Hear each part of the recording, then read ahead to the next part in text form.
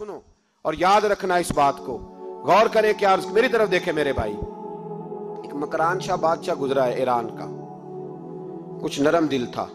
वो ना सैर करने निकला, दरमियान में पुल आता था, एक दरिया था, उसका पुल था, और पुल के उस पार जंगल था, सब्जा था, सैरगाहें बनी हुई थी। बादशाह वहां 2-4 दिन रहने का इरादा किया। जब बादशाह वहां पहुंचता है ना मकरान शाह, तो उसने देखा कि वहां 2-3 दिन क़याम करना है, झील है, सैरगाह है, वहां उसने रुकने का प्रोग्राम बना लिया।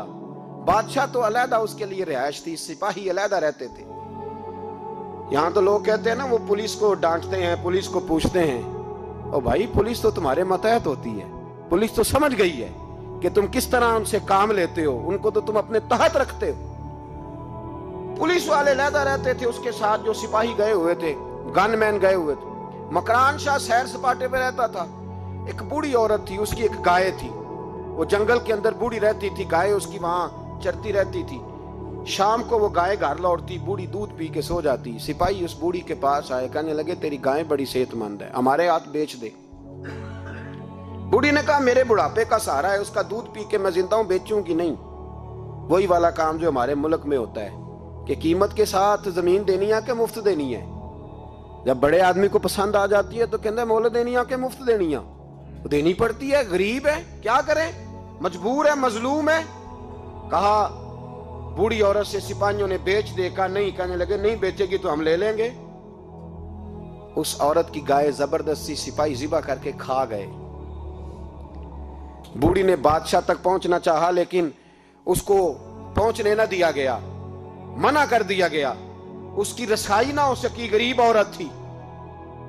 जिस दिन मकरान शाह वापस आ रहे थे ना, सैर करके पुल से गुजर रहे थे, तो किसी ने बूढ़ी से कहा कि बादशाह गुजरेगा। वो छुप के पुल पे बैठ गई, और मकरान शाह जब पुल से गुजरने लगे तो बूढ़ी आगे आई और उसके घोड़े की लगाम पकड़ी।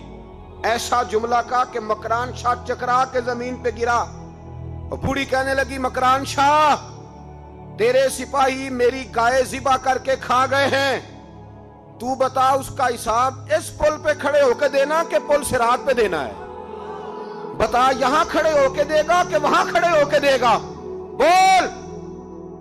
अरबाब इक्तदार, हुकूमत के वानों में बैठने वालों, बताओ ज़ैनब का हिसाब कसूर के चौक में खड़े होके दोगे कि मैदान महशर के चौक में खड़े होके दोगे? बताओ कहां हिसाब देना है, यहां देना है कि वहां देना है? हिसाब तो बहरहाल तुम्हें देना है। इस कौम को उसका हिसाब तो, ज़ैनब का हिसाब तो देना है, देना पड़ेगा, दिया जाएगा, पूछा जाएगा। बताओ यहां देना है कि वहां देना है? देना तो पड़ेगा। यहां दोगे तो हो सकता है कयामत में बच जाओ, और अगर यहां नहीं दोगे तो वहां लटका दिए जाओगे, रुसवा किए जाओगे, पूछा जाएगा। मकरान शाह चकरा के गिरा जमीन पे, और गिर के कहने लगा बीबी मैं वहां हिसाब नहीं दे सकता, दो देना यहीं ले ले, जो लेना यहीं ले ले, आ जाओ आ जाओ, वक्त है, गुंजाइश है, मोहलत के दिनों में तौबा कर लो, पलट आओ, अल्लाह के हुजूर हाजिर हो जाओ। इस मुआशरे को सफाई की जरूरत पड़ गई है। इस मुआशरे में हर आदमी अपना किरदार अदा करे, जालिम के खिलाफ उठे, बेहयाई, फहाशी, उरियानी, बदनिगाही, इसके खिलाफ उठे। हजरत अमीर मुआविया रदी अल्लाह ताला अन्हु अपने दौरे हुकूमत में बाहर निकले। एक बीबी बापर्दा औरत बुरके में गली में घूम रही थी, बुरका डाल के। हजरत अमीर मुआविया दौड़ के मस्जिद चले गए, रोने लगे, कहने लगे सहाबा के जमाने में ये औरतें गली में आ गई हैं, हमारे दौर में ही आ गई हैं, कहीं अल्लाह का कहर नाजिल ना होते। हालांकि वो बापर्दा थी बीबी। यहां तो बड़ी डटाई के साथ फ्रंट सीट पे बेपर्दा औरत को बिठाया जाता है और दलीलें दी जाती हैं कि हम पढ़ लिख गए, FSC और BSc हमारी तालीम है, हमारे पास अभी ताजी तो कार आई है, तो बताएं ना कि जो कार पे बैठी है वो कार की मालकन है। यहां तो हर चीज खोल के बयान करना लोगों ने अपने लिए जरूरी समझ लिया है, अपने कल्चर का हिस्सा बना लिया है। खुदारा फाशी के खिलाफ, बेहयाई के खिलाफ, उरियानी के खिलाफ उठो और इस पुल को बांधो। जब तक फाशी रहेगी, उरियानी रहेगी। पाकिस्तान में 10 के करीब बच्चों के साथ रोज ज्यादती होती है। ये आपके कौमी अखबारात की आज सुबह की रिपोर्ट है। ये तो वो चीजें हैं जो खुल के बाहर आ गई, और इसके अलावा जो बेहयाई के अड्डे खुले हुए हैं, न जाने उनकी तादाद कितनी, किस कदर ज्यादा ظلم ہو رہا ہے۔ میرے رسول پاک صلی اللہ تعالی وسلم نے فرمایا جب کوئی زنا کرتا ہے تو ایمان اس کے سینے سے نکل جاتا ہے اس کے سینے سے۔ آنکھوں پر پردہ ہونا چاہیے، کانوں پر پردہ ہونا۔ اور اگر زینب کے قتل کے بعد بھی کسی کے موبائل میں گندی تصویر ہے اور اس کے قتل کے بعد بھی بے حیائی کے گانے اس کے موبائل میں ہیں، تو پھر وہ رسم کے آنسو نہ بہائے، پھر وہ صرف 2 منٹ کے لیے آگے بڑھ کے مرثیہ خان نہ بنے، وہ پھر شاعر اور ادیب بننے کی کوشش نہ کرے، وہ پھر اپنے حصے کا جملہ لگا کر اپنے آپ کو فیس بک پہ ایکٹیو رکھنے کا تماشا نہ کرے۔ کیا مطلب ہوا ان چیزوں کا؟ اگر ابھی بھی برائی کے خلاف نہیں اٹھنا، بے حیائی اور فحاشی کے خلاف نہیں اٹھنا، میرے عزیزو آخری بات سننا اور اس کو ہمیشہ یاد رکھنا۔